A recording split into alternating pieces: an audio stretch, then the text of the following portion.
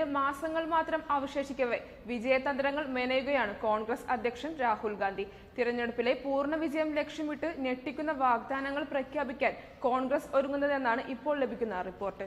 കേന്ദ്രത്തിൽ കോൺഗ്രസ് അധികാരത്തിലെത്തിയാൽ വിദേശത്ത് മരിക്കുന്ന ഇന്ത്യക്കാരുടെ മൃതദേഹം സൗജന്യമായി നാട്ടിലെത്തിക്കുമെന്ന പ്രഖ്യാപനത്തിനാണ് കോൺഗ്രസ് ഒരുങ്ങുന്നത്. ഇക്കാര്യം തിരഞ്ഞെടുപ്പ് പ്രകടന പത്രികയിൽ ഉൾപ്പെടുത്തുമെന്നും രാഹുലിന്റെ ഗൾഫ് സന്ദർശന വേളയിൽ പ്രഖ്യാപിക്കുമെന്നാണ് കോൺഗ്രസ് വൃത്തങ്ങൾ നൽകുന്ന വിവരം. പ്രവാസികളുടെ മൃതദേഹം നാട്ടിലേക്ക് കൊണ്ടുപോകുന്നതിന് ഭാരം കണക്കാക്കി ചാർജ് ഈടാക്കുന്ന രീതിയായിരുന്നു മുമ്പ് ഉണ്ടായിരുന്നത്. എന്നാൽ പിന്നീട് നിരക്ക് ഏകീകരിച്ച് എയർ ഇന്ത്യ ഉത്തരവിറക്കിയിരുന്നു. എന്നാൽ ഇതിനെതിരെയും ശക്തമായ പ്രതിഷേധം ഉയർന്നിരുന്നു. ഇതിനിടെയാണ് തിരഞ്ഞെടുപ്പിൽ അധികാരം ലക്ഷ്യമിട്ട് കോൺഗ്രസ് പുതിയ തന്ത്രം മുന്നോട്ട് വയ്ക്കുന്നത്. ലോക്സഭാ തിരഞ്ഞെടുപ്പ് പ്രകടന പത്രികയിൽ ഇക്കാര്യം ഉൾപ്പെടുത്തും. ഈ മാസം 11, 12 തീയതികളിൽ ദുബായ്, അബുദാബി സന്ദർശിക്കുന്ന രാഹുൽ ഗാന്ധി ഇത് സംബന്ധിച്ച പ്രഖ്യാപനം നടത്തിയേക്കും. പ്രവാസി കുടുംബങ്ങളുടെ വോട്ടിൽ ലക്ഷ്യമിട്ടാണ് കോൺഗ്രസ് ഇപ്പോൾ ഇക്കാര്യങ്ങൾ മുന്നോട്ട് വയ്ക്കുന്നത്.